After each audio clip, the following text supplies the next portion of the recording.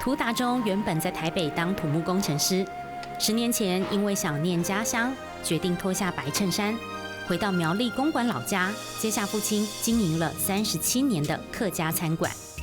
草莓季的时候，就很多游客走这条路，那大家沿路上有非常多的客家餐馆，那每次到假日的时候呢，车流量都非常的多，那客家餐馆的生意也都非常好。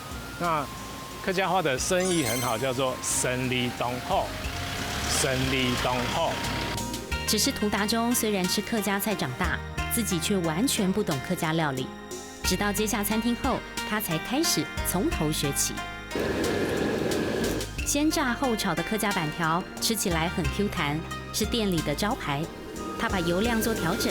客家人他吃的是重油重咸啊，为了补充热量，那有时空环境的因素。那现在人追求养生，所以我们就让它比较养生一点，做健康，少油少咸。他觉得要跟上时代潮流，因此做了些改变，像是店里头原本招牌的梅干扣肉，他把它变成梅干小肉丸。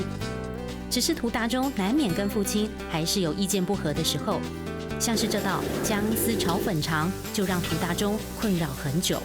炒下来之后，它的口感是非常的嫩，就是很不好咬。爸爸却觉得说，这个是一个客家的传统菜肴，那再加上有些老客人他们来了，还是很喜欢吃这一道菜。